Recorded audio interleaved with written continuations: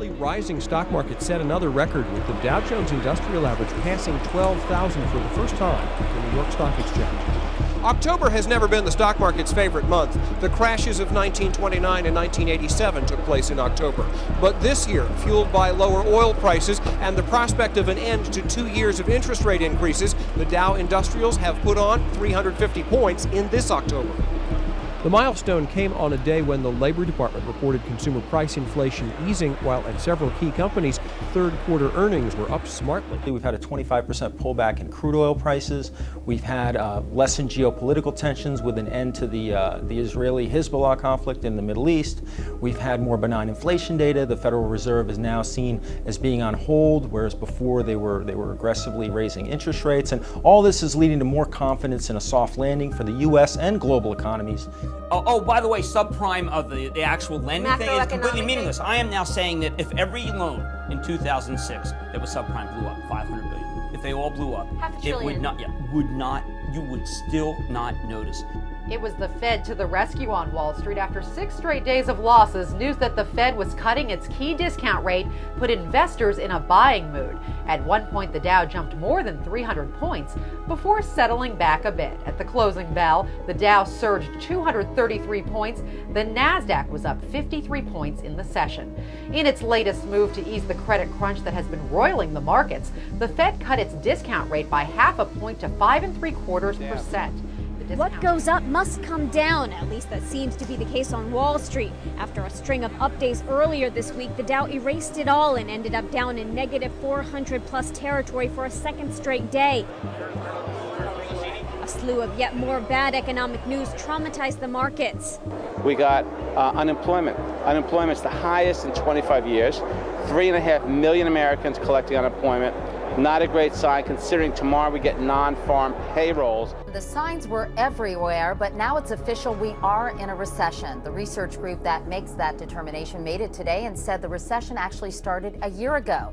But the question now, when will it end? Wall Street is clearly worried. The Dow plunged nearly 680 points today, or 7.7%. Anthony Mason is our business correspondent. Anthony, last week's big rally is now just a fond memory, isn't it? What the market giveth, the market also taketh away, Katie. Remember that historic 5-day rally, the biggest since 1933? Well, it ran into a bear today, and in one big bite, more than half of those gains were gone. You knew what the banks were doing, and yet we're touting it for months and months. The entire network was. And so now to pretend that this was some sort of crazy, once-in-a-lifetime tsunami that nobody could have seen coming is disingenuous at best and criminal at worst.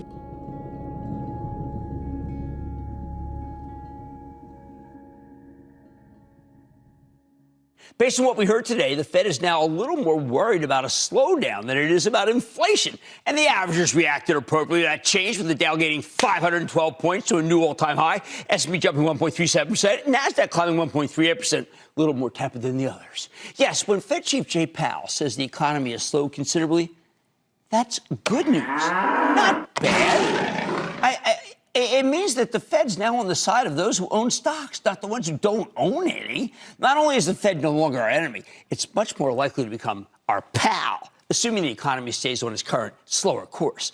This is the about face that the bulls were waiting for. It's the comeuppance for the myriad bears who never embraced the possibility that Powell could engineer a soft landing, a terrific soft landing. And this one's so soft it barely counts as a landing at all.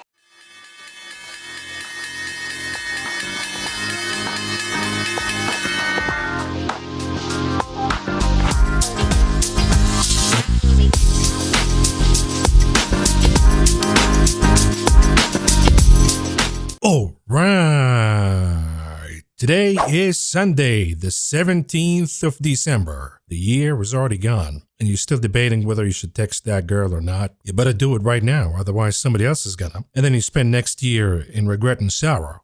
But anyhow, this is a recap for the stock market activities last week and an outlook for the week to come. And folks, I got a good one for you tonight. Let's begin with the obvious here. The talk of the town is the Fed is done with the job, inflation has been defeated, and now the next step is rate cuts. With that, economic growth will come back with no inflation. We're going to achieve the soft landing and live happily ever after. All I got to say is I hope you got the memo from the intro that you just watched here about the timeline and when the Fed actually cuts. Put it together and come up with your own conclusions. But you know, the two most common questions that I get about that is, number one, hey Maverick, what would that do to real estate prices right now? Am I going to be able to buy a house finally? Well, the answer is a little complicated than you think. We'll talk about that a little later in this program, but spoiler alert, it's not good. You're probably going to see prices going higher again. But of course, there's a big if the Fed actually cuts rates or not, as fast and as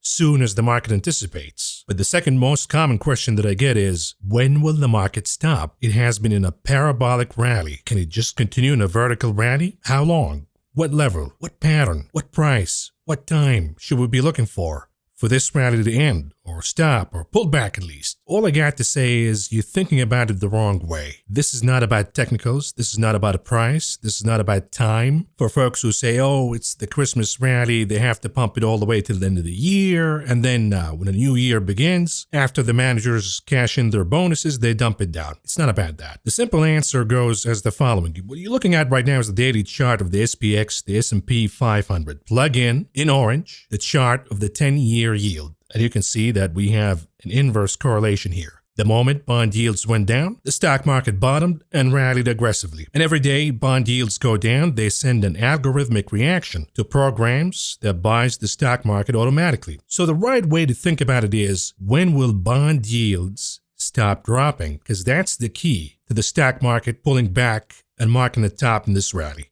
And of course, for new folks who are just joining the program right now and you don't have any background about how the bond market works, that's okay, but bond yields go down when the price of bonds go higher. Just until November, we've been seeing selling of bonds, and that was pushing bond yields higher, and that sent an algorithmic program to sell equities. Now we have the opposite. We have folks buying bonds, aggressively so, some of course covering their shorts in bonds, which means they buy them back, and that sends an algorithmic reaction to the stock market to go higher. Just as simple as that, folks. But the question right now is, but isn't buying bonds aggressively so a sign for economic problems? We see a rush to buying bonds when we see banks collapsing or panic episodes. I mean, how low can bond yields go? Theoretically, they can go down to zero. Does that mean the stock market will rally all the way as we see bond yields going down to zero? What is the threshold here of bond yields before we say, okay, this is troublesome and we're seeing that bond yields going down for the wrong reasons, and that is a recession? Well, here's Jeffrey Gunlock. Take a listen. I noticed the action of the stock market was interesting today because as the 10-year Treasury got all the way down to 4.0%, and it couldn't break through down to a 3 handle, I noticed that the stock market started to lose momentum. And then when it backed up on the 10-year to where it is now, just a few basis points, but there's something about if you break below 4 on the 10-year that I think it almost sounds like a fire alarm going off relative to the economy. And I think we might start to see the correlation of strong bonds and strong equities start to break down. So he just said that if bond yields in the 10-year goes down below 4%, then it's a red flag. It sends a signal that perhaps we have a recession here. So what are we saying? The stock market is rallying into a recession? Because during recessions, as you can see here, the stock market does poorly. Likewise, if bond yields are going down because of expectations of Fed rate cuts, well, guess what? When the Fed cuts rates, it actually spells doom for the stock market. We see massive declines, as you can see here in this chart. Every time they cut rates, we got problems. Specifically when they cut them down aggressively from a hiking campaign, not just a small hike, but a major hiking campaign as we've been in so far. Likewise, when the Fed pivots from rate hikes to pauses to cuts, usually that's not good. We see the stock market crashing. And again, usually the stock market does pretty good as the Fed raises rates, because when they raise rates, it's a sign that the economy is too hot. But then the stock market does poorly when the Fed cuts rates because they cut it for the wrong reasons. And these are usually recessionary reasons, and this is why we see when the Fed begins cutting rates, the stock market goes down.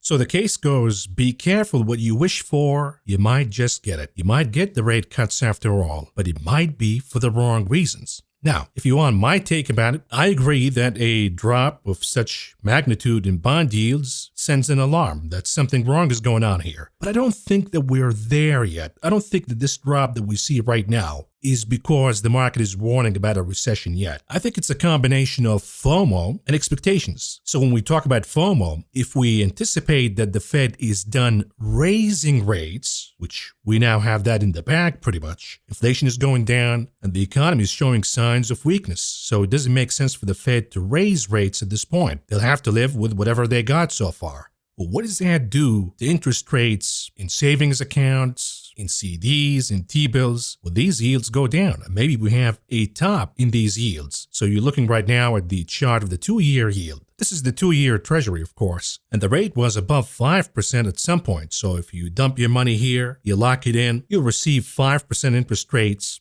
and it was actually 5% plus, risk-free. And folks maybe did not feel the rush to buy these bonds, the 2-year T-bills, until they get the memo that, okay, that's as high as it's going to get. So they're rushed to lock in the high rate. And we see bonds moving higher because they have to buy them now. And of course, the algorithms sends that feedback to the stock market as a good sign to buy the stock market. And of course, the thinking happens later. We don't ask why the market is going up or down. We just look at the algorithmic reaction, and that explains that for now. And we're just going to live with it and take the memo and assume that everything is pretty good right now. The other reason why we see bond yields going down, which again means that bond prices are going higher, they're being bought right now, is expectations of Fed rate cuts. Now, the market been fighting the Fed since this game began, since 22. When the Fed began raising rates to combat inflation, the market has been skeptical from the get-go that, the Fed will not go the distance here. And every time we have a tame reading of inflation, the market rallies in anticipation of a pivot. This happened repeatedly in 22, and in 23, of course, the pivot became pause, and now we have rate cut optimism. Now, the market assumes that we're going to have a lot of rate cuts next year, and they're going to begin as soon as the month of March. So what happens is aggression in buying bonds, in buying stocks, because the Fed will cut rates as soon as March. And the market is always the optimist. It always goes further beyond what's being broadcasted right now in the optimism. So if the Fed says we're going to cut rates in November, the market says in March. And then at some point, the distance has to be closed. Either the market is right or the Fed is right. And when expectations change, the market reaction also changes. But for now, the market is the optimist that is expecting rate cuts as soon as March, for the good reasons that inflation is going down, but there is no recession risk yet. Hence, we have a soft landing, it appears so. And again, that is the assumption right now.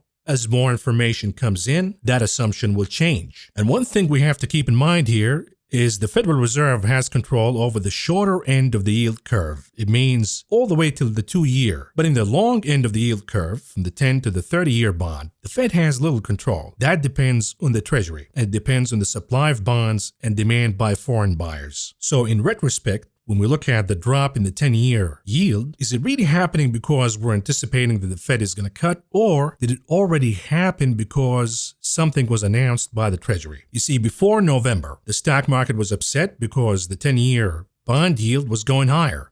Why was it going higher? Because we have this insane budget deficit. The federal government is spending like a drunken sailor. Well, how are they going to supplement all of this spending? The answer is issuing more and more bonds. And the issuance of more bonds increases the supply. And if demand is not as strong as the supply, what happens? Prices go down. As prices go down, the yield on these bonds goes higher. As the yield goes higher, it sends an algorithmic reaction to the stock market to dump stocks, because now you have an alternative. The risk premium for the stock market is not worth it if we have risk-free rates at 5% plus. But when that yield goes down, all of a sudden the equity risk premium becomes a little better, and we see more inflows into equities. Now, with that understanding out of the way, here's, because I know this is your favorite, here's your tinfoil hat segment. I don't know if you're familiar with the investor that we call Snake Bill Ackman. Huge hedge fund guy. In the summer of this year, he came out and said that he's shorting the 30-year bond, meaning that he's betting that the price on these bonds will go down because we have more supply, less demand, meaning that yields will go higher. And he made a lengthy post on X, formerly known as Twitter, of course, explaining why he's shorting the 30-year bond. And everybody assumed that Snake Bill Ackman will hold this position for longer, maybe a year and a half, because he had a really long and solid thesis why he's shorting the bond. Fast forward to October, and he issued a tweet saying we covered our bond short. Period. Full stop. No explanation. Nothing at all. The only thing he said is, oh, there is a risk in the Middle East war, the geopolitics, so I'm going to cover my bond short right now because we might see a rush to safety in buying bonds because of the war in the Middle East. If that makes sense to you, I got a bridge to sell you. I mean, look at the timing here. He shorts, this is the chart of the 30-year bond, the weekly chart. He shorts, it immediately drops. He covers, we immediately see a massive rally. So in understanding the story of the stock market and what's going on right now, you gotta understand the story of Bill Ackman and his bond short and the subsequent cover. Now here's an article that I read about Snake Bill Ackman and his beef with Harvard. I don't know why he's obsessed with Harvard right now, but it kind of reminds me of foreign intelligence agent Epstein. He was also obsessed with Harvard and controlling Harvard. Hey, Harvard, I give you money. Now you work for me. You do whatever I tell you to do. I mean, we can buy politicians with money and they're going to obey. The president will obey. How come Harvard is not obeying? Ego has a huge role here, folks, but that's not the subject that we want to talk about here. We want to talk about Bill Ackman and the bond market because this is an important twist in the story.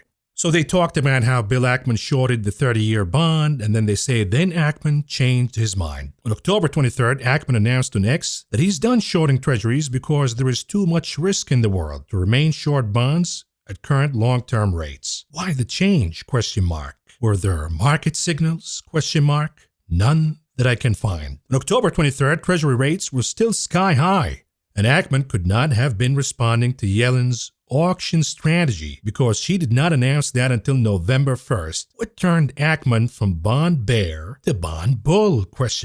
Now keep that in mind, that little last piece of he couldn't have known what Janet Yellen is about to do. Keep that in mind. We'll get back to that in a second here. In sum, Ackman thinks he can make the Red Sea part because he maintains godlike control over the bond market. There is considerable personal profit. Ackman says don't buy treasuries and investors run away as fast as they can. He says buy treasuries and investors run toward them just as fast. Ackman wields more power in financial markets than any human should. Now here's your tinfoil hat theory. I mean, let's think about it here. Why did Ackman cover his bond short? Nothing changed. There was nothing going on here besides the war in the Middle East, and we talked about that in details, that bonds were not really looked at as safety. Folks were buying gold, folks were buying silver, they were buying Lockheed and defense contractors, they were buying oil as a hedge against the war. It wasn't bonds. But what if I told you that Janet Yellen, the Treasury Secretary, propaganda minister, Janet Yellen, one of the most corrupt officials in history, what if I told you that she's leaking? And I'm not talking about the diaper now. I'm talking about information. Information is the most powerful commodity. The tinfoil hat theory goes, either Ackman has ears in Janet Yellen's office, just like Gordon Gekko. All right, Mr. Gekko. You got me. Or the other theory is, what if Janet Yellen is so corrupt, maybe you can grease her a few $1,000 and you get that kind of information. What information are we talking about here, Maverick? And again, this is all the conspiracy theory. I have no evidence here at all. Wink, wink. We go back to why Treasury yields were going higher. The supply of bonds. They were issuing a deluge of bonds that nobody really wanted to buy. And that's why yields went higher. Then in November, early November, Janet Yellen came out with a new plan that they're going to reduce the deluge of supply for this year and then resume it later on next year. And that was, boom, the moment when we saw bonds being covered, rallying, and bond yields stopping and going down. Are we really surprised? Forget about Ackman. It could be anybody else. A hedge fund manager could be one of us. Can somebody pay Janet Yellen and get that kind of information? I don't know. You tell me. I'm asking questions here, folks. I'm not saying anything here. But the headline reads, Janet Yellen made millions in Wall Street and corporate speeches. What are they talking about? Here it is. Yellen, the former chair of the Federal Reserve, brought in nearly $1 million, giving 9 speeches to Citi alone. She earned more than $800,000 speaking to Citadel, a hedge fund founded by Republican mega donor Ken Griffin. She also spoke to the law and lobbying firm Pillsbury, Winthrop, Shaw Pittman. In addition to Yellen, Anthony Blinken, Biden's nominee to be Secretary of State, disclosed the clients he advised through West Exec Advisors, the consulting firm he co-founded with other Obama administration alumni. Those clients included the investment giant Blackstone, Bank of America, Facebook, Uber, McKinsey & Company, the Japanese conglomerate SoftBank, the pharmaceutical company Gilead, the investment bank Lazard, Boeing, AT&T, the Royal Bank of Canada, LinkedIn, and the venerable Sotheby's auction house. Sounds like democracy, right? When, you graduate from corporations, you go to government, and then your role is to leak information and pass laws that benefit those banks and corporations. Beautiful system that we have here, folks. But the point being here is, am I really absurd for assuming that the Treasury Secretary, Janet Yellen, can be bought by the highest bidder? No, I'm not. But anyhow, I hope that you enjoyed this tinfoil hat segment that we just talked about. Now, let's talk about the Fed. You see, the market was, since Bill Ackman covered the short, since then, folks been buying bonds and yields been going down. At some point, it was pinned on, the Fed is going to cut rates. So you have to continue to buy bonds and drop these yields down. And in turn, of course, the algorithmic programs will buy the stock market. We know that the Federal Reserve said repeatedly that they're going to stay higher for longer. They're not going to cut rates until they achieve the target of inflation going down to 2%, yada, yada, yada. And the assumption was that maybe the market is getting ahead of its skis here in assuming that the Fed will cut rates. Well, guess what? This week we got the FOMC meeting. And the dot plots, now what are the dot plots? The dot plots, it's just a plan by Fed presidents, and they pretty much place a dot where they think that interest rates will be at a given period of time. And some of the dot plots, at least 5 of them, indeed accommodated the market with the assumption of rate cuts coming as soon as 24. Now, of course, there is a gap between the market and the Fed here, even according to the dot plots. The market, of course, expects more. If the Fed throws a bone to the market and says, okay, we're going to cut now. We're going to do 3 cuts next year. Beginning in September, the market would say, okay, the Fed is lying. Instead of 3, we were anticipating 5. They're going to do 7 rate cuts next year. And they're going to do it as early as March. So the market keeps dragging the Federal Reserve, not the other way around. And that shows you how weak the Fed is right now. And look, I'm going to take responsibility for what I'm going to say right now. The Fed chairman, Jerome Powell, is not in the camp of rate cuts right now, not even close. Other Fed members, specifically the corrupt ones, the insider traders, the ones who infiltrated the Fed on behalf of banksters like Goolsbee from Chicago and the rest of them, they'd love to cut rates right now because inflation was never a problem for them. Their main concern is to prop up equities and real estate prices to serve their sponsors, the banksters, the donors, you know the deal. And of course, when a game becomes a game of expectations, we're assuming that we're going to have a lot of rate cuts next year. What if that doesn't happen, though? Number one. Number two, what if these expectations loosen financial conditions and allow inflation to come back? And wouldn't these expectations have to be revised? Here's what Jerome Powell said this week about the dot plots and the fact that financial conditions are loosening like mad. Take a look. As I mentioned, we wrote down this SEP, and it talks about people have individual assessments of when it will be appropriate to start to dial back on the tight policy we have in place. And that's a discussion we'll be having going forward, but that's another assessment that we're going to make very carefully so as time goes forward.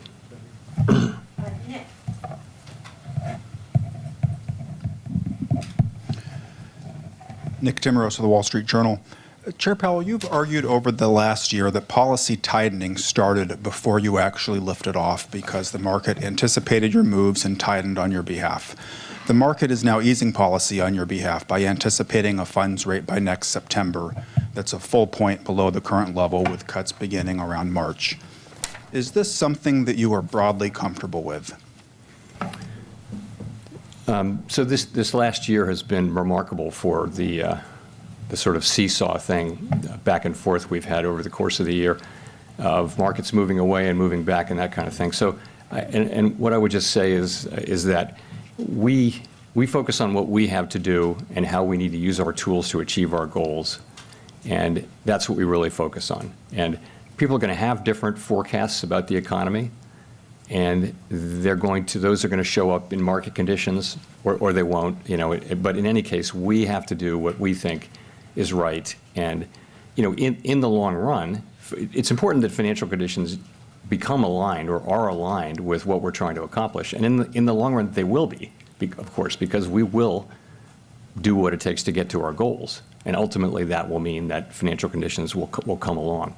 But in the meantime, there can be back and forth, and I'm just focused on what's the right thing for us to do. And my colleagues are focused on that too. In other words, Powell said that, look, when it comes to the dot plots, everybody has their opinion, everybody has their outlook and their projections, so we just fill in and have a sheet that we present to you at the end of the day. And he also said later on that the dot plots were also influenced that day by the reading of the PPI, the Producer Price Index, which came a touch lower than expectations because of the drop in energy prices. So apparently some Fed members took that and said, okay, inflation is going down, maybe we should cut a little more in 24 and a little sooner than we anticipated, which was 25. Now, as far as the loosening of financial conditions, which could work against the Fed by reviving inflation higher again, Mr. Powell said that, look, the market will fluctuate in their expectations, what moment they expect rate cuts to happen by a certain number at a certain time, and expectations will loosen financial conditions, and then new data shows up and expectations will change, leading financial conditions to maybe tighten a little more and meet the Fed at some point. In other words, he's saying, hey folks, you want to go crazy, but don't come back crying to me later on. It is not my responsibility to screw up the economy and initiate a rate hike just because the market is going crazy. If you guys want to go crazy, fine. But if new data merits that we hike more or we continue to hold or delay rate cuts, you're going to do that. And then you have to adjust your expectations. And all of this euphoria that you've done so far will be proven wrong. But of course, after Mr. Powell finished his speech, the stock market shot up higher. The euphoria took another dose and went haywire. So what happened on Friday? They began to walk it back. A New York Fed President Williams, and the New York Fed is really important because they have a permanent seat as a voting member of the Fed. New York Fed President Williams came out and said, yeah, but we're not talking about rate cuts. Take a look. What changed between, say, the end of November when it sounded like you and the chair were both saying, hey, it wasn't time to talk about rate cuts, and then what happened at the meeting where it sounded like the committee was talking about rate cuts and now projecting more of them for next year? Well, first of all, we aren't really talking about rate cuts right now. We're very focused on the question in front of us, which, as Chair Powell said, the question is, have we gotten monetary policy to a sufficiently restrictive stance in order to ensure that inflation comes back down to 2%? That's the question in front of us. That's what we've been really thinking about for the past 5 months, and I think we'll be continuing to think about for some time. So that's the topic of discussion for the committee. That's the decision we made to hold the Fed funds target where it is. Now, clearly, we all put in projections for interest rates and inflation and growth and unemployment as well. Those are individuals thinking about what may happen over the next 3 years on a baseline path. But the discussion really at the FOMC right now is about, do we have monetary policy today in the right place, and not speculating on what will happen at some point in the future. But the chair said you had a discussion about rate cuts. Well, we have the projections that we all submit.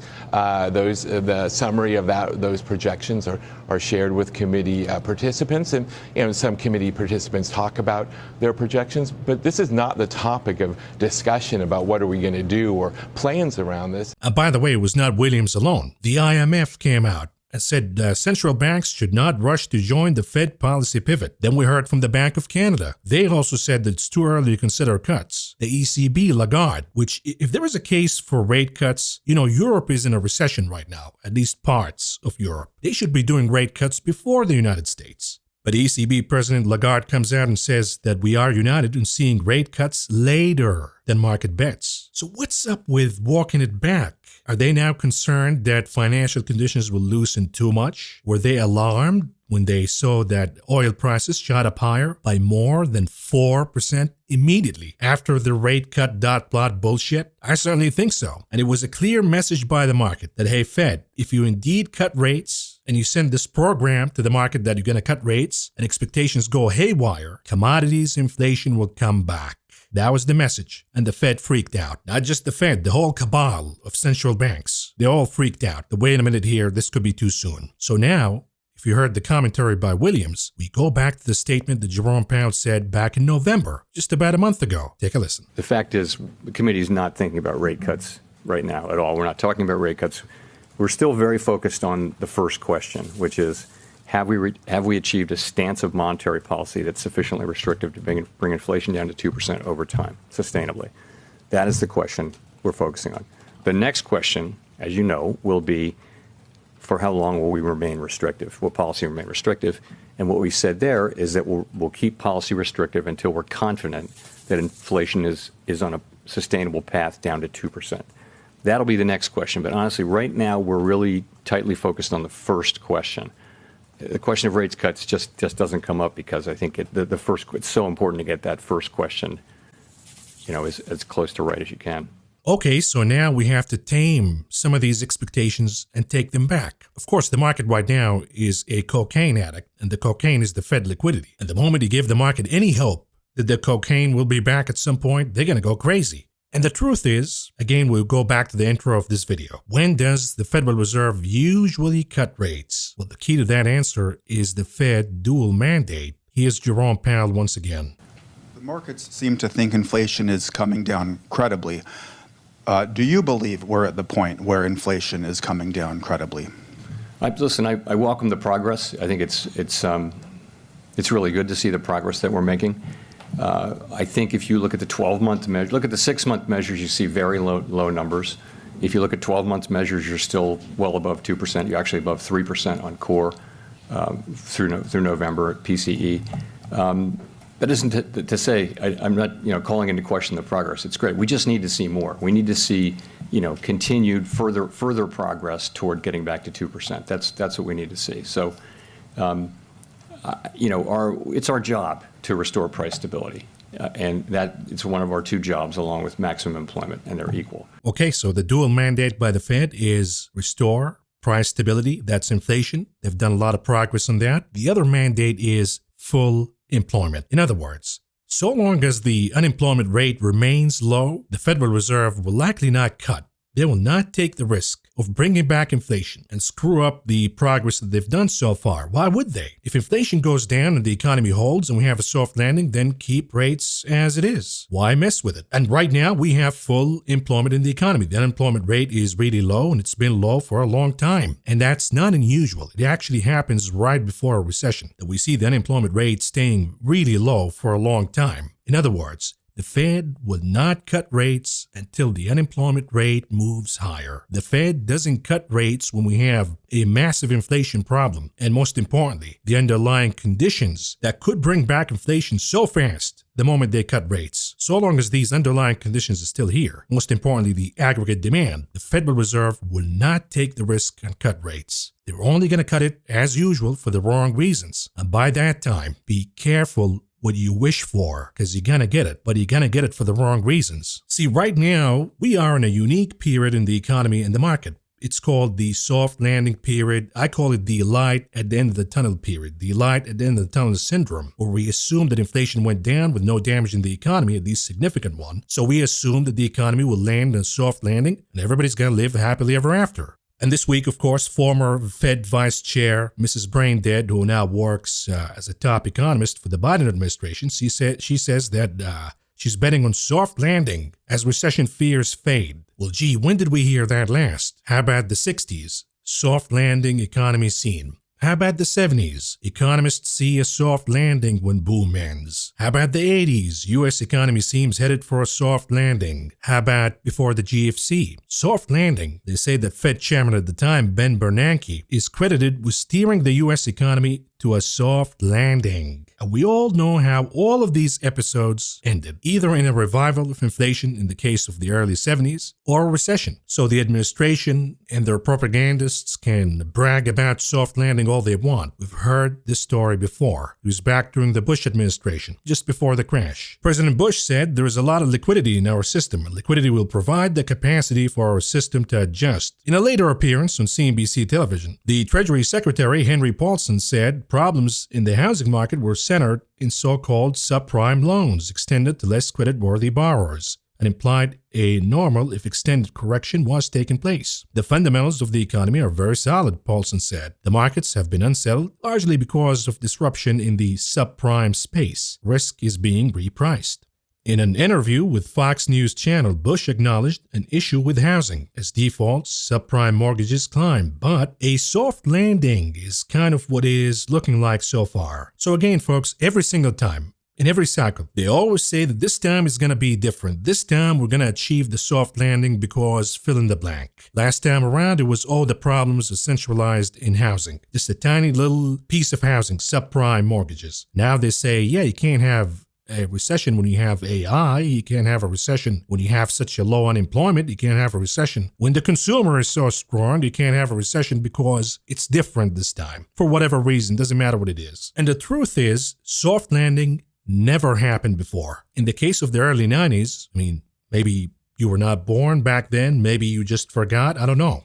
But we did not have a bubble. There was a currency crisis, the so-called tequila crisis in Mexico, the Russian ruble problem, and we saw a little bit of inflation showing up. The Fed decided to do a preemptive strike and raise rates higher because they were traumatized from the episode in the late 70s, early 80s. The Fed was vigilant, and they raised rates, and yeah, we saw a little bit of trouble here and there, but then they decided to say, okay, we're going to cut rates right now, and the economy did not suffer anything at all because there was no bubble, and there was no major inflation problem. So we can't look at the early 90s and say that was a soft landing because the Fed action was overreaction, and then they took it back. That's all what it is. It's the same thing in 2018. The Fed raises rates, stock market throws a fit, they take it back, they cut rates, and boom, we're back again. When we talk about soft landing, we talk about a prolonged period of inflation, and then we try to land the plane without increasing the recession risk, or without blowing anything up. And the reason why soft landings are really difficult and never happened before is, look at this plane right here. This is a balanced risk. You have inflation risk at average, recession risk is average. Nothing is going on here. Good economy, good market, have at it. Yet when the Fed began raising rates, they did so because the inflation risk was way too high. They kept dismissing it as transitory, until it became clear that it's not transitory. And in this channel, a YouTuber doing a financial show from his garage, we said before the Fed began tightening, a year before, we said that this inflation problem is not transitory and the Fed has to take action ASAP. Well, they did at some point later on to address the elevated risk of inflation. But at that time, the recession risk was really low. The economy was doing pretty good. We had a lot of cushion. And here comes the art part of monetary policy. Had the Fed went aggressively, guns blazing, 300 basis points hikes in a single meeting, they would have shocked and awed. We might have seen a bad market reaction, but they would have taken the inflation risk down aggressively right away. And the recession risk might have gotten a little out of hand, but then they can cut rates and balance the risk. And there you go. We got the soft landing. It's over. But this is not the approach that the Fed took. The Fed decided to go one step at a time, little by little touch, because God forbid, the stock market goes down and the wealthy and the elite get mad at us. So they went 25 basis points at a time, then 50, then 75, and inflation risk began to go down little by little by little. But here's the problem. As the inflation risk goes down, the recession risk goes higher. Why? Because when you keep inflation prolonged in the economy, combined with interest rates going higher, you damage the spending power of the consumer. You begin to increase the credit risk of debt in the economy. We have a lot of debt. So this approach, yes, in time you'll take inflation down, but you're also going to increase the recession risk. And this is where we are right now. So we have the inflation risk not as high as it used to. We're getting really close to the 2% target of the Fed. We have some problems in the economy. Recession risk is increasing, but it's not that alarming yet. And the market assumes that we're going to have the soft landing by cutting rates soon, and inflation risk will continue to go down. But by cutting rates, the recession risk will also go down. We'll have even better than the soft landing. We're all going to live happily ever after. Here's the problem, though. The inflation risk, if we go back to where we are right now, the inflation risk is still higher, and recession risk still higher. Not as high as the inflation risk, but high enough to be a source of concern. And that's what the Fed said in their notes in the FOMC. Suppose the Fed declares mission accomplished right now and begins cutting rates as soon as the market expects them to do so. What will happen? Here's what will happen. The inflation risk will come back. But remember, so long as inflation continues to stay with us and interest rates stay higher for longer, they can cut them by 25 basis points or 50 basis points, but they're still higher than zero, which we've been accustomed to. The recession risk also goes higher. And then what happens? Same thing we've seen back in 2008. The Fed cuts rates, and then we see oil prices going higher again. Then they have to raise rates again. And in doing this game, what do? Sure, they take inflation down, but now we have the recession risk because they're raising prices again. Inflation been with us for longer than it should. We're now seeing damage in the economy.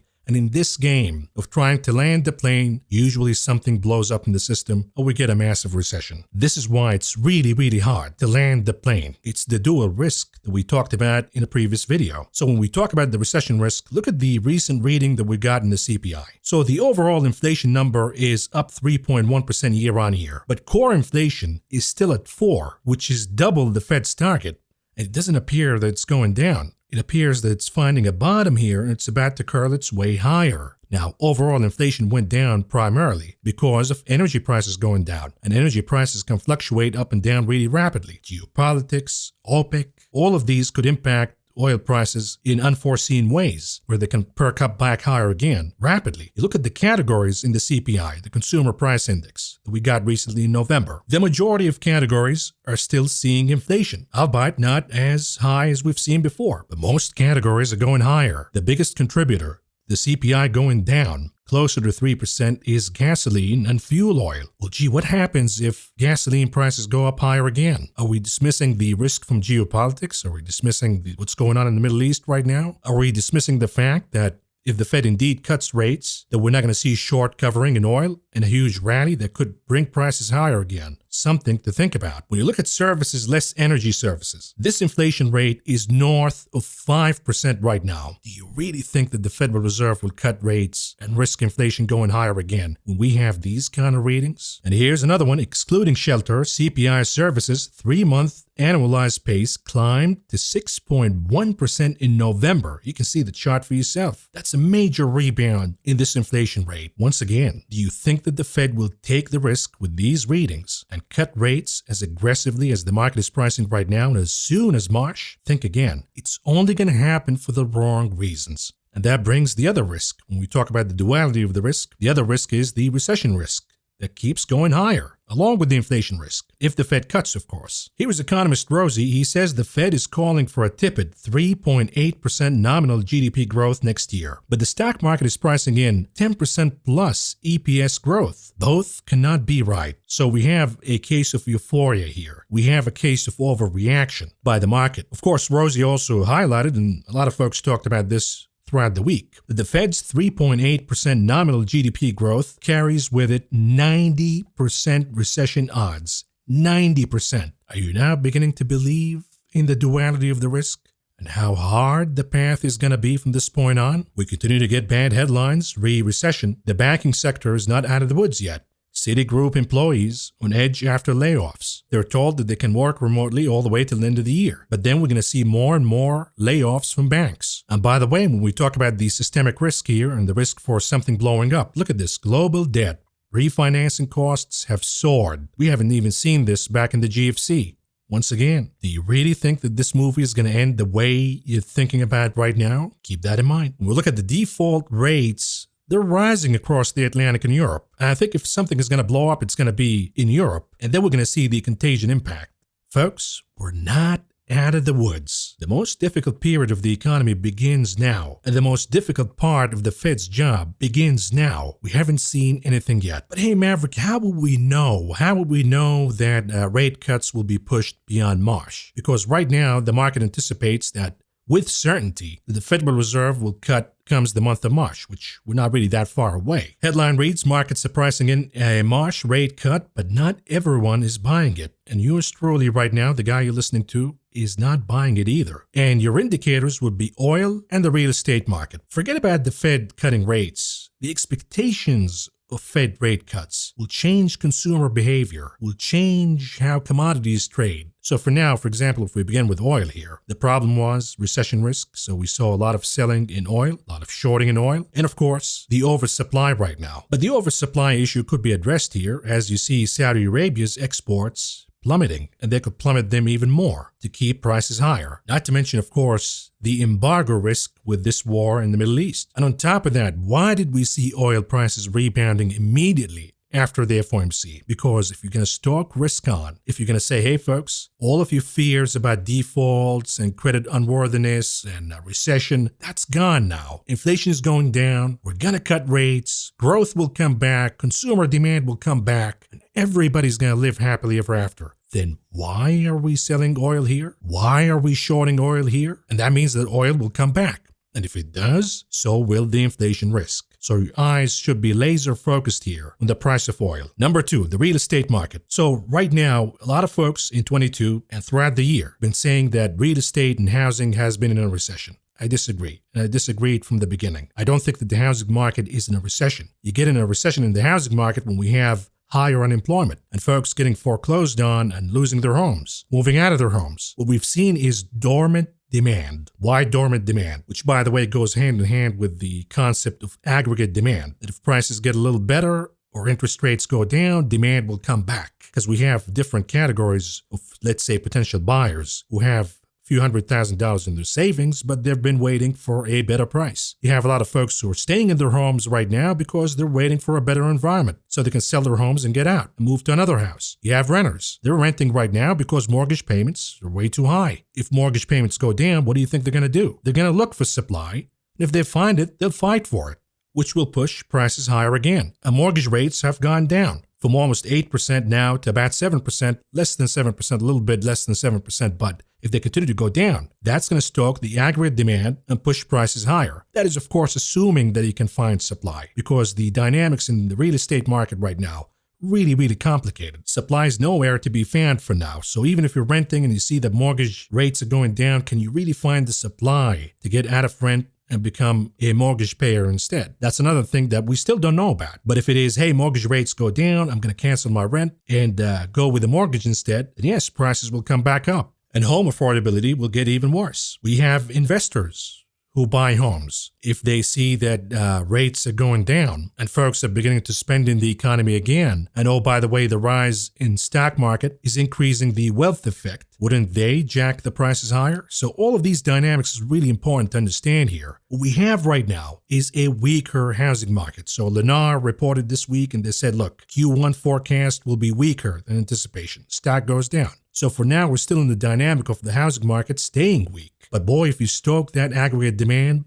by cutting rates or anticipation of cutting rates, which by the way, dropping mortgage rates down as we speak, then the reinflation risk will go much higher in the economy. And the Fed might not really cut rates after all. They might push it down the road to 25. They might have to increase rates again in an extreme scenario. And speaking of the investors, here it is. Investors accounted for 26% of all single-family home purchases in 23, up from pre-pandemic levels of less than 20%. If they feel that rate cuts will stoke demand back in the economy, will the investors buy less or more supply of homes? If you said more, you're right, which will push prices again higher, not lower.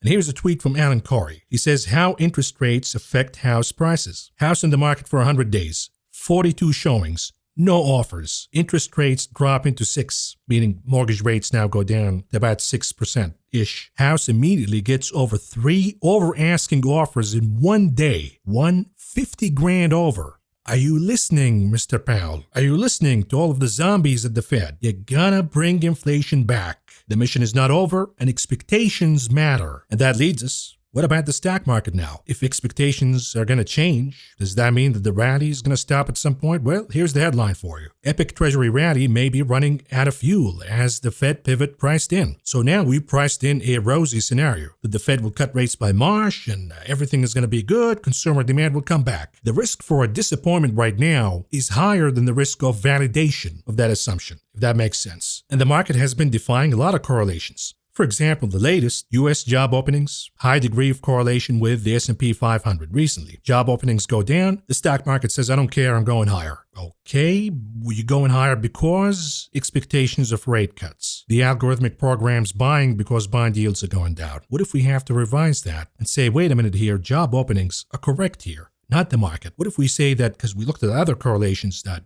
we see a lot of divergences in, for example, the economic surprise index, that's going down, stock market going higher, in violation of the correlation. What if the market is wrong here? These are all important questions that we have to keep in mind. In the meantime, though, until these assumptions are negated, what would be the environment right now in the stock market? It would be of risk on. You see, the market, since this campaign began, been fighting the Fed. Or the Fed will be done soon. Just you wait. the Fed will be done. In 22, we got how many rallies based on Fed optimism, bear market rallies, the pivot optimism, and it keeps failing over and over and over again. Then finally, we got the pivot from 75 basis points hikes to 50, then 25, and guess what we did? We sold the news. The market sold the news, and then we got SVB, and then after SVB collapsed, we began talking about, the Fed pause optimism. Not the pivot, the pause now. And the stock market, along with the AI mania with NVIDIA, rallies significantly higher. Comes the summer. We get the confirmation that the Fed paused. No more rate hikes. We sold the news. Now we have the rate cuts optimism, the other pivot. Are we going to sell the news when it finally happens? Are we going to sell it before because we've overdone the optimism of rate cuts that would probably be unfounded? All of these, once again, good questions. In the meantime, when you have inflation going down, now you have the risk of a recession not really as high, or you can't see any problem in the economy, the unemployment rate's still low, and the Fed is about to cut rates. You combine all of these three, inflation going down, economy still holding,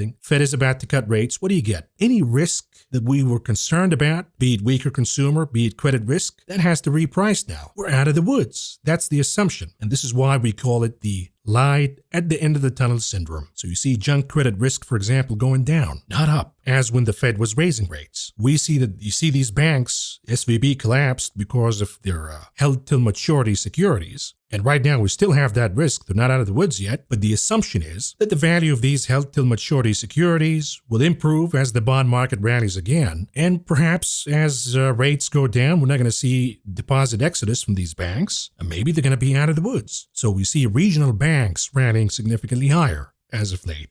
We're going to revise this because we talked about it with members of this channel, but we're going to go over it again here. The light at the end of the tunnel syndrome. What does it mean? In this period, inflation retreats while economic growth holds, giving the impression of an economic soft landing. Expectations of Fed policy easing increase, leading to a drop in the US dollar and bond yields. During this period, we see dollar and yield-sensitive stocks outperforming. These include high debt, high dividend, high short float, profitless, multinational, and small companies. In this period, we can see a rotation from high to low quality stocks.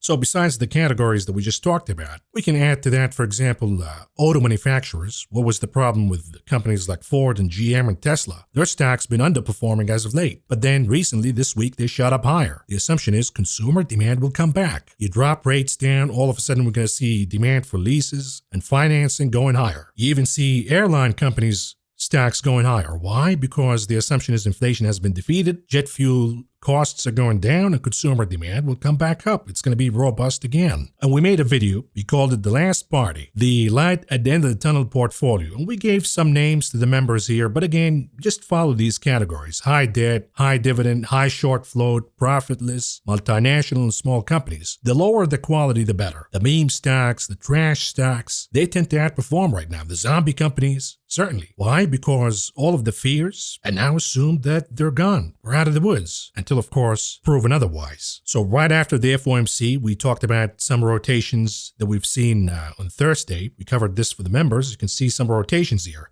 from high quality to low quality. Company stocks that were going down because they had high debt or they were not doing as much profits as they used to, and rates are going higher. Those companies underperformed. But on Thursday, right after the Fed, we have seen a rotation out of high-quality companies to lower quality, the companies that were at risk as interest rates were going higher. You see it even within the same sector, by the way. Cybersecurity from Palo Alto to Fortinet, financial assets from Progressive Insurance. If rates go down, they can't charge as much. Their profits go down, but Blackstone was a concern, a credit concern as rates go higher. Well, that appreciates on the expense of Progressive. You see it all over the place here. From Lululemon, which has really good finances, we rotate to Foot Locker, which is a shit company that's about to go bankrupt. In industrials, Northrop been going higher because it's the defense stock. We have the risk of geopolitics, safe money, yada yada. Caterpillar was an underperformer because we have high rates in the economy, borrowing costs will go down. That means that construction will slow down. But now you negate this assumption that the Fed is going to cut rates instead, and demand will come back up. All of a sudden, Caterpillar becomes a more attractive proposition here. So we see a rotation. In auto parts, we've seen a rotation from O'Reilly, for example. Everybody has a used car right now. They have to fix it. So O'Reilly, AutoZone, all of these stocks been going higher. But if we say to everybody that rates will go down,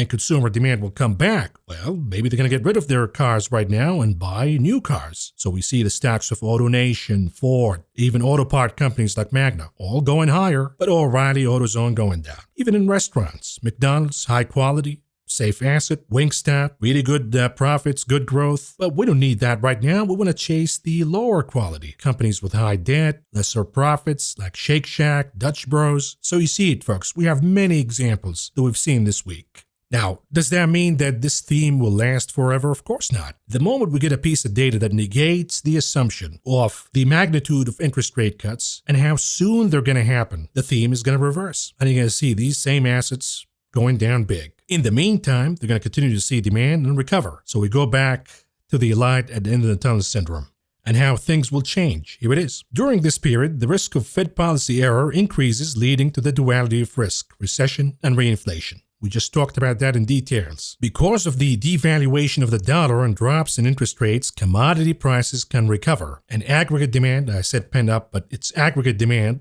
from the consumer, especially in housing, can lead to the reinflation risk. And we've seen commodities in the last 2 days rallying significantly. We're going to look at them in a minute here. The lag effects of previous interest rates and further tightening because of reinflation leads to increasing chances of a recession and systemic risk. Eventually, stocks that thrive under this period lead the declines when the market shifts from the light at the end of the tunnel syndrome toward the duality of the risk. What goes up comes back down, specifically if the assumption behind it is negated.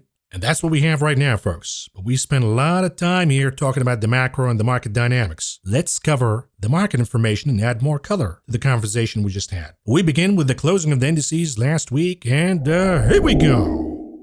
On Friday, OPEX, aka options expiration. What do we see? Volume moves higher. But the job of the market maker is to close the indices flattish, because they've already done the job the day prior in making sure that the majority of calls and puts will expire worthless. So they zigzag the market up and down to shake the last bit off, and then they want to close flattish. So we see the Dow Industrial Average, the diamonds, up by 56.81 points, or a gain of 0.15%. The Nasdaq leading the pack with 52.36 points, or a gain of 0.35%. The Spider down by 0.36 points, or a decline of 0.01%, almost flattish. The Russell 2000, small caps, the outperformer for the week. The underperformer on Friday. Leading indicator, perhaps, but it was down by 1.67 points, or a decline of 0.84%. When we look at the sectors on Friday, we see that technology and consumer cyclicals were the only positive sectors here, be it barely. Modest gains here. The laggards, the yield-sensitive utilities, also yield-sensitive real estate and energy. Is it a leading indicator that yields are about to rebound here, since we saw real estate and utilities being sold on Friday? We'll see. We contrast this with the weekly picture. We see that the majority of indices in the green by a lot, led by, once again, the yield-sensitive real estate, and then the dollar-sensitive materials. When dollar goes down, when yields go down, we see real estate, which is yield-sensitive, goes higher. When the dollar goes down, we see the metals go higher. Then we have industrials at number 3, thank you to Boeing, and of course the dollar going down. It elevates the stock prices of multinational industrials such as Deere, Caterpillar, Union Pacific. You get the deal. The laggard for the week, communication services. We're talking about Google, Meta, Netflix, all underperformed this week.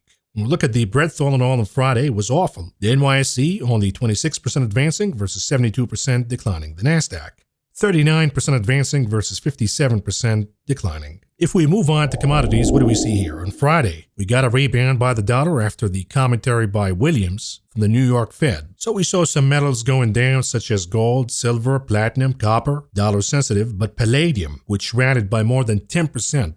On Thursday, added to the gains with more than 5.5% upside. What's going on with palladium here? Of course, the expectations of rate cuts and consumer demand coming back and the auto manufacturers getting hot again. Maybe all of these assumptions are false. In the meantime, they're going to cause short covering and buying of palladium futures. On top of that, we got news that UK sanctions targeting Russia's metals will exclude palladium because they need it, and therefore we see palladium going higher. The dollar moving higher was also not good for softs, so all of them were soft, led by cotton, down about 1.2%. Now, the rise in the dollar did not upset energy by a lot, so we see the WTI and Brent positive, be it modest gains here along with the gasoline RBOB, but we saw diesel prices going higher by about a little over 1.25%, and natural gas caught a rebound worth about 3.25%. Now, bear in mind when we talk about energy commodities, one of the hottest is uranium. We've been bullish on uranium in this channel, and we see more upside here. Not just from the demand side going higher now, but also suppliers from Russia. Believe it or not, we still import uranium from Russia. They keep saying that Putin is the bad guy, Russia is the devil, but we're still getting uranium from Russia. And now the Russians are retaliating and saying we're going to ban all of these uranium exports to U.S. destinations. And the impact is higher uranium prices. Now, we see meats doing pretty good on Friday, led by lean hogs, gains of north of 1.5%. And then we see that grains are also finding some ground here, specifically wheat. The chart of wheat is looking pretty good right now, but it has a lot to prove. It has to pass so many resistance lines here, and it's doing so far so good. We see on Friday wheat futures up by about 2.25%.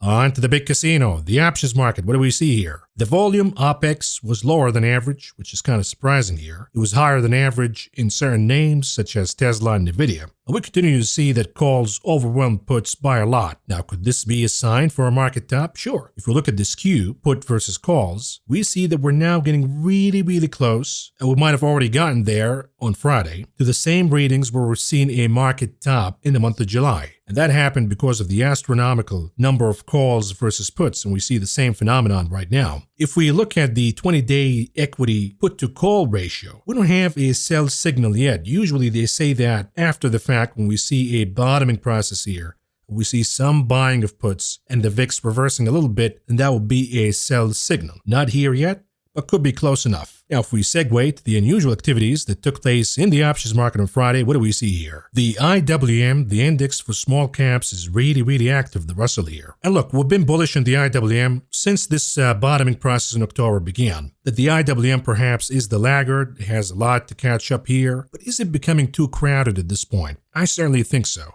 So while we have Johnny-come-latelys buying calls, chasing the rally in IWM, I see that this put options trade is really interesting at this point. Somebody bought the 187 puts for the expiration date February 16th. The expectations, the name will pull back by more than 5% by then. Paid about $2.35 a piece to enter this trade, all in all spending about $16 million.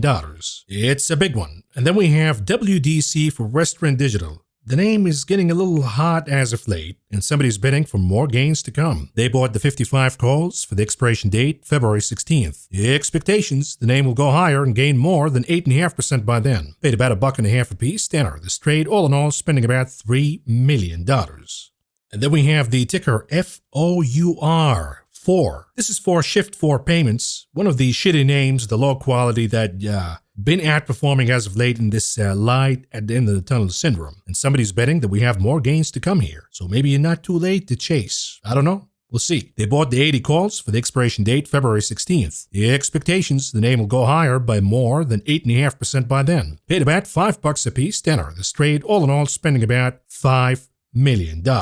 Last but not least, and I'm combining these trades together here because they complement each other. You can go with one and go with the other as a hedge. Why? Because we have COF for Capital One, and then we have TFC for Tourist Financial. Both of them are shit companies who've been suffering under the regime of higher rates. But now in the light at the end of the tunnel, when we assume that rates will go down and everybody's going to live happily ever after, and loan demand will come back, well, guess what? Capital One and Tourist been doing pretty good. And maybe we have more gains to come here. But what if we're wrong, though? What if we're chasing a little too late? In the case if you want to buy TFC and you're a little too late, then your put in Capital One will hedge against that, and vice versa. If you're betting that Capital One went too high, too far, and we have a lot of concerns here, they're not out of the woods, you want to short the rally, your hedge would be buying the calls for TFC. And the trade for COF is the 115 puts for the expiration date, March 15th. The expectations, Capital One will go down and lose more than 11% of its value by then. Paid about $2.20 a piece to enter this trade, all in all spending about $2.2 million. For TFC, the trade is the 40 calls for the expiration date, February 16th. The expectations, the name will pop higher by more than 9% by then.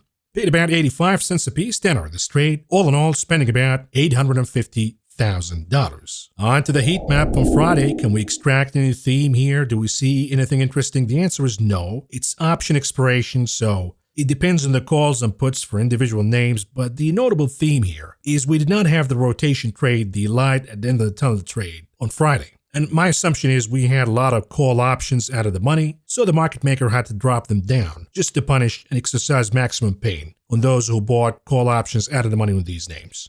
On the other hand, perhaps we've seen some puts on the big caps, the names that we're rotating out of, and the market maker wanted to punish some of these puts and pump them higher, so we see Amazon, Google, Meta, Microsoft, Nvidia all moving higher. And the same goes with Pfizer. In healthcare, the assumption is a lot of folks bought Pfizer puts, and now the market maker is exercising some maximum pain, and we see some short covering here on Pfizer. But no notable theme here. In contrast, when we look at the weekly theme, the weekly heat map here, what do we see? The big caps, the winners for the year, lagging, the losers, gaining momentum. So you look at the big caps, Microsoft, Apple, Google, Meta, all outperforming. Amazon and Nvidia had some decent gains, Tesla among the Mag 7, but Tesla has been the laggard as of late. So we see Tesla catching some momentum here. You see the weight loss mania in Eli Lilly and NVO underperforming. You see that the insurance companies that enjoyed the rise in interest rates because they can charge whatever they want, well, now the market says maybe you're losing some of that pricing power. So we're going to rotate out of these names and buy the shitty names in financials, such as the regional banks, the market makers,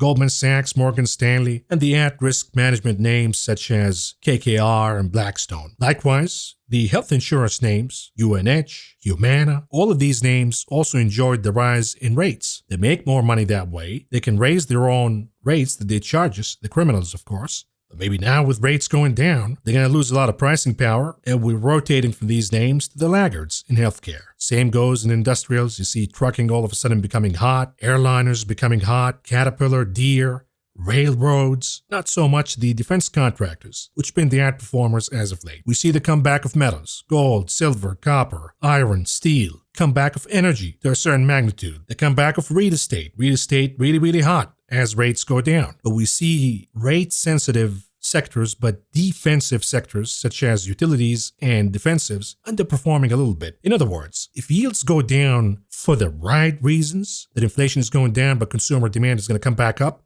which is the current assumption by the market, you want to go with the risk-on yield sensitive. That's real estate, that's high debt in biotech, in retail, in home builders. But when rates go down for the wrong reasons, such as recessionary reasons, you want to go with defensive, risk-off, yield-sensitive. That is utilities and consumer staples. We see a lot of the laggards in the cyclicals, the hotels, the casinos, the stores, all gaining momentum this week because of the assumption of rates going down. The Chinese names are coming back as the value of the dollar plummets. The auto manufacturers, hot week, Ford, GM, Tesla, with the assumption that consumer demand will come back. If consumer demand comes back, then the margin problem for Tesla disappears. They can raise prices again. That's the assumption, of course. We have yet to see whether the consumer demand will come back or not if rates go down. Maybe the damage is too severe and the consumer will not come back. But until that shows up in the data, we're going to run with the manufacturers here. On the other hand, you see the Japanese auto manufacturers such as Toyota, Honda, they're down for the week. Well, why would that happen? With the dollar going down and the Japanese yen appreciating, these are Japanese multinational companies. A lot of the revenues comes from overseas. With a higher value of the yen, profits will go down. So we see a rotation out of Toyota and Honda into Ford and General Motors. When we move on to the weekly heat map for the ETFs again, look at the TLT. That's your leading indicator. TLT goes higher. That means the bond yields are going down. Right off the gate, we see any yield-sensitive names. Not the defensives, though. So the XLU, XLP, green for the week, but underperforming. The risk-on yield-sensitive in the IYR real estate, XRT retail, XHB home builders, XBI biotech, KRE regional banks, IWM small caps, which is also yield-sensitive, by the way. Those are moving higher. In a week where the dollar went down all in all, despite the rebound on Friday, we see dollar-sensitive ETFs going up. That includes GDX gold miners, SLV silver, GLD, gold, the commodity to a certain extent. We see that energy came back a little bit. We see that emerging markets, EEM, managed to eke a gain. That's a dollar-sensitive too. Chinese equities making a comeback here. Whether that theme lasts or not depends on expectations. Anything that negates the market expectations of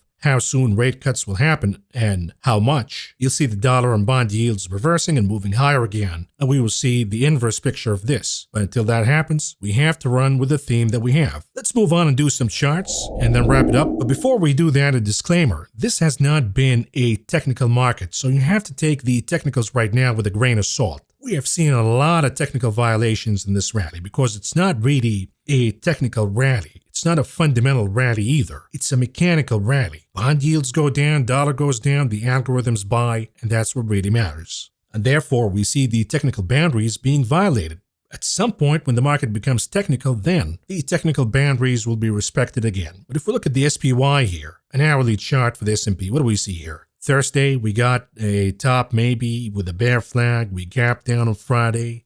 Can we go back to the support line from the higher highs that were here before the FOMC? Perhaps. That would be the pullback scenario. But you got to keep in mind that in a larger theme, it's a bull flag consolidation pattern. And we could go higher on Monday. So for now, inconclusive. But the beauty is, you'll know right away which direction we're moving in.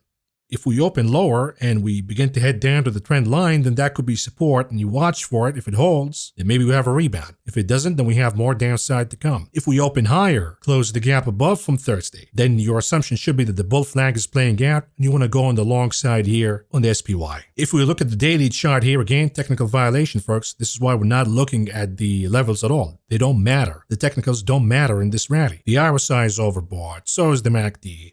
We're above the Bollinger Bands, but nothing stopped it because it is a mechanical rally until we see something stopping it and we see a violation of the 20 days moving average that you see in white here. We don't have a reversal yet. If we look at the cash index, the SPX weekly chart, what do we see here again? We have a technical violation because we're above the Bollinger Bands, which is supposed to be resistance, but can we make it all the way back to the highs at 4,818.62 and then pull back? It becomes a psychological destination right now. And with little resistance as we head to the holidays, it is plausible. But the higher we go, the bigger the pullback because expectations will run haywire. But until we see a solid sign that we're reversing here, it is really risky to pick the timing of that reversal. And the momentum right now remains to the upside. If we look at the E-mini futures on the daily chart, what do we see here? Again, technical violation, RSI overbought, so is the MACD. We're above the Bollinger Bands now in the futures, in the E-mini, which is supposed to be technically sound. But again, until we see a reversal here, the assumption should be that this is a bull flag, could be a bull flag consolidation pattern, and higher we go. So until you see a loss of the entire body of a breakup candle, which is the candle that we got on Wednesday's session, we have no reversal yet. And the confirmation will be losing the 20 days moving average. We look at the Qs, an hourly chart. What do we see here? Maybe we have a double top here at 406.30. Maybe we stop here. We have a gap below. Maybe we're forming an inverse ABC pattern. Fill the gap. If we lose the gap, then we go down below the 400. But for now, you look at the daily chart. Technical violation, RSI is overbought. MACD is overbought. We're above the Bollinger Bands now. But you can't really take a shot against it right now until you have a loss full body of a breakout candle. And then your confirmation will be the loss of the 20 days moving average. Otherwise, this could be it again. A consolidation of a bull flag and higher we go. If we look at the Q's weekly chart, the all-time highs become a psychological destination here.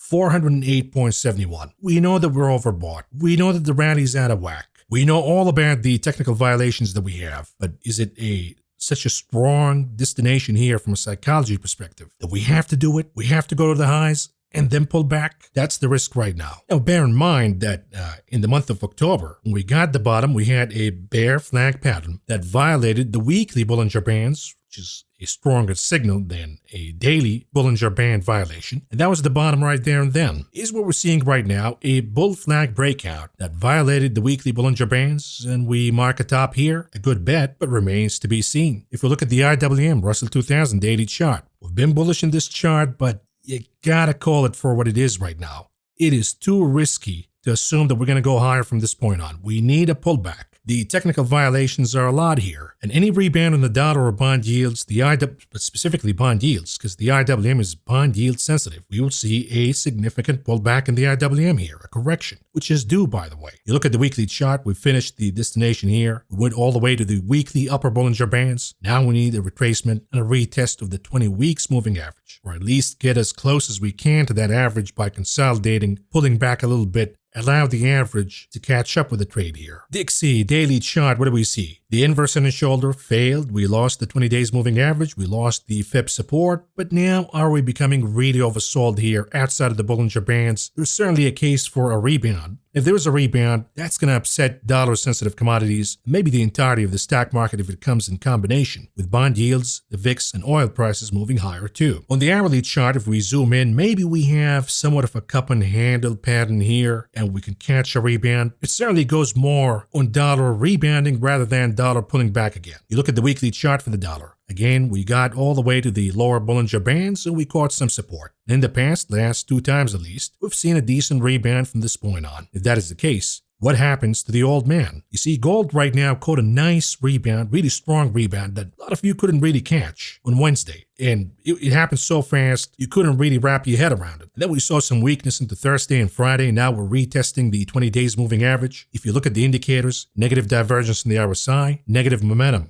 in the MACD indicator, and a negative sign coming from the Vortex indicator. Now, the confirmation will be losing the 20 days moving average, then gold goes down, retrace some of those gains. So if you missed the pop after the FOMC, rest assured, you might get another swipe at it here at a better price. But you got to keep your eyes here that what you want is a rebound of the 20. So gold can form an ABC pattern. Otherwise, we have more downside to come. We could erase the entirety of the gain. The FOMC, that's a risk. You have to be aware of it. We look at the SLV. Massive pop after the FOMC. Unless you were positioned before the FOMC by being long silver, you probably missed it here. Let's be honest. And silver has the tendency of going all the way to the upper Bollinger Bands, all the way down to the lower Bollinger Bands, and then rebound. Now, we lost the 20 days moving average. We have negative momentum, MACD, RSI, same thing with gold here. So I would say if you missed the pop in silver, rest assured, you might get a better price here. Let it go down a little bit here. If it goes above the 20, then you have your validation that higher we go to the upper Bollinger Bands. But if you buy right now and it keeps dipping down, what is the point? Keep your eyes on the dollar. You need to see the dollar rebounding, then failing. That would be your buying sign for gold and silver. And understand this, when it comes to the dollar, we also have risk on dollar sensitive and we have risk off dollar sensitive. So risk off dollar sensitive is gold and silver. But if the dollar is going down for the right reasons, quote unquote, soft landing reasons, then you're better off going with the risk on dollar sensitive, which is copper, iron, steel. So think about names like FCX, copper, or the steel ETF, which is the SLX. Those could be better picks than gold and silver. Just keep that in mind. Now, if we look at UK oil, Brent oil, if the Fed wants to stock risk on, then and they say that they're going to cut rates and consumer demand will come back and everybody's going to live happily ever after and we have a soft landing. Then why are we pricing a recession here in oil? Oil deserves a rebound. So we got a rebound. We're not above the threshold yet. We need to get above the 20 days moving average as a confirmation, but we see good signs, positive divergence in the RSI. We see positive momentum beginning to show up in the MACD. We see the Vortex indicator beginning to strengthen here a little bit. Good signs, no confirmations yet. You look at the weekly chart for oil, what do we see here? We got really oversold at the lower Bollinger Bands. In the past, we've seen at least rebounds from this point on. Is it worthy to play a rebound in oil here? I think so. Whether it lasts or not, that's a different story. Look at the daily chart for the 2-year yield, which is what the Fed tracks, or it could be the other way. The 2-year tracks the Fed. This argument, chicken or the egg, been going on for years. But for now, did we drop too much here? Got a nice rejection here of the 20 days moving average, and now we're way outside of the Bollinger Bands. Can we rebound a little bit here? And a sustained rebound in the 2-year, but mostly the 10, which we're looking at right now, will stop the market rally for sure. So far, we have not seen a sustained rebound. We've seen these wedgish patterns on the 10-year. We got a little pop out of it 2 weeks in a row, but never really followed up by more action. Is it now really oversold to the point where we can sustain a rebound? If that is the answer, then that would mark a top on the market rally. Look at the VIX, an hourly chart. Recently, we've seen pops and drops as folks try to time the pullback here. Try to time when volatility will pop. They buy it, and then they find out it's not the day, they take it off the table, and we see the VIX going down, gap and crap. And that alone sends an algorithmic sign to the equities market to be bought. So folks who are trying to time via put options the pullback have been actually contributing to the market going higher. And of course, it could be not just folks timing the market, it could be hedgers. folks are hedging, then they realize that I don't need the hedge anymore. They take it off, then put it again the next day. So we see these gaps and cramps. But recently, maybe the VIX is finding a bottom here as we see a pattern of higher lows. Early sign, but it's a different pattern. It's worthy of noting. Furthermore, you look at the daily chart of the VIX in green and the MOVE index, the bond volatility index in orange. Great correlation. Until recently, we see positive divergence in the MOV, negative divergence in the VIX. This has to be resolved, and I think that the VIX will catch up with bond volatility, not the other way around. Big Kahuna Apple daily chart, what do we see here? At the previous high, couldn't close above it, but at the previous high, it's violating the Bollinger Bands. Our size overbought, but again, this has not been a technical rally, really. We haven't lost the 20 days moving average. Until that happens, we can't do anything about it here. It remains a strong chart until proven otherwise. Microsoft looks a lot weaker than Apple here. For one thing, it is trading below the 20 days moving average. It is holding support at 367, but it lost the 20 days moving average. Likewise, the hour size in negative divergence, the MACD is in negative momentum. The Vortex indicator is showing a sell signal here. So when you put it Apple versus Microsoft, Apple looks more bullish until proven otherwise, that it wants to go higher. Microsoft is having a hard time here, or we might see more sellers showing up. If that is the case, Microsoft will go down. Now, the challenge with Microsoft is it is catching support from the lower Bollinger Bands, so it needs to expand those bands a little bit to allow it to drop more. TSLA daily chart for the souffle. What do we see here? The laggard, once again, light at the end of the tunnel means that maybe pricing will go higher again, and the margin problems for Tesla will be resolved. Needless to say, the fundamentals alone and the assumptions aside, when we look at the technicals alone, what do we see here? Not overbought in the hour side. Unlike many other charts, including Apple, for example. This one has a little bit of room to make here. If it wants to go higher, it can. We see positive momentum in the Vortex. We see positive momentum in the MACD indicator. We see the name above the 20 days moving average. We see it above the sloping line of resistance, closing above 252, which is a previous high. All of these are signs that saying Tesla will go higher if we're playing the odds here. And of course, we have all of this energy from consolidation here. And if that's released, then we're probably going to have more upside here for Tesla until it stops for whatever reason. If it loses all of these support lines and 20 days moving average, then okay, now we're done with the move. But when you think about all of this energy and the consolidation, you gotta assume that we have more gains to come here for the souffle. On the weekly chart, do we see improvement? Yes, we do. We're above the 20 weeks moving average, the hour size firming up, so is the MACD, no confirmations yet, but we see better signs right now. Now, of course, it becomes imperative for Tesla bulls on the monthly chart to use this window of the light at the end of the tunnel to reverse the dreaded head and shoulder pattern. Well, how do you do that? You close Tesla above 300, and this is the window to do the job. If you fail to do it right now, you never know what's going to happen next year. We get recession odds, if the consumer demand is not coming back, if free inflation is a risk, and we see rate cuts being pushed further down the line, then Tesla will go down. In the meantime, securing 300 as support will be a really good progress that is much needed in this chart. And if it plays out, it would be a bull flag, followed by an ABC pattern, and the head and shoulder goes out of the window. NVIDIA daily chart, what do we see here? Look at the indicators once again, above or below the 20 days moving average. The answer is above. Look at the hour side, positive or negative divergence. It is positive. Look at the MACD indicator. Are we switching from bearish to bullish momentum or otherwise? The answer is from bearish to bullish now. Vortex indicator, is the bearish line going down or up? It is going down. Is the bullish line going up or down? The blue line, it's going up. So you look at all of the indicators right now and you say, look, the risk is NVIDIA will go all the way back to the upper Bollinger Bands in or around the previous high at around 502.66. Until, of course, proven otherwise. Until we violate the 20 days moving average. Then we have a short signal. But absent of that, the trade right now is to finish all the way up to the upper Bollinger Bands. If we look at the weekly chart here, what do we see? We went to the lower Bollinger Bands, caught support. Went all the way to the upper Bollinger Bands, couldn't make it. We went down on a retest to the 20 weeks moving average, and now we're rebounding and moving higher again. And the risk is ABC breakout. That takes us all the way back to all-time highs. You gotta keep that risk in mind here, folks. I'm certainly not the biggest fan of NVIDIA, but the risk here is clear. So if you see it, you agree with it, you got to hold your nose here and play some short-term, at least, upside momentum here in NVIDIA.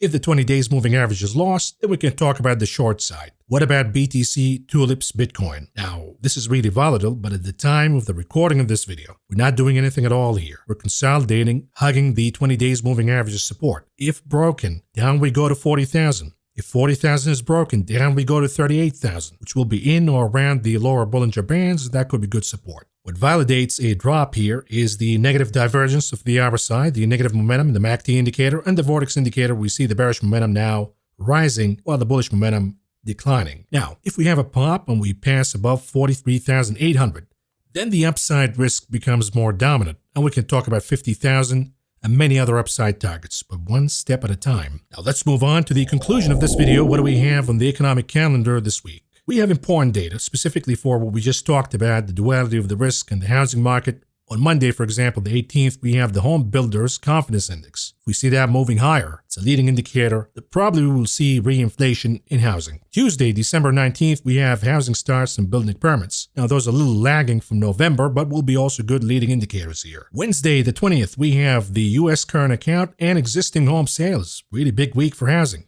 Thursday, the 21st, we have initial jobless claims, the revision of the GDP, the Philadelphia Fed Manufacturing Survey, and U.S. leading economic indicators. They've been pointing out for a recession. They're going to rebound this reading as we anticipate rate cuts, even if it is hopium. And lastly, Friday, the 22nd, we have durable goods, we have personal income, personal spending, and the PCE inflation index, which could be really important, just because this is what the Fed looks at. And then we have new home sales and consumer sentiment, the final reading. With that, folks, long show, but I hope it was informative and you had a good time watching it or listening to us. And if you did, kindly press the like button, subscribe, leave a nice comment. And if you're interested in more, look at the bottom of the video here. You'll see a join button. You click that, click the tier that you like, and you become a Maverick member. We'll do more work for the members throughout the week. But anyhow, folks, this is all I got for you for now. Thank you for listening. Thank you for watching. And I will talk to you again tomorrow. Good night. The most valuable commodity I know of is information. Wouldn't you agree? Thank you.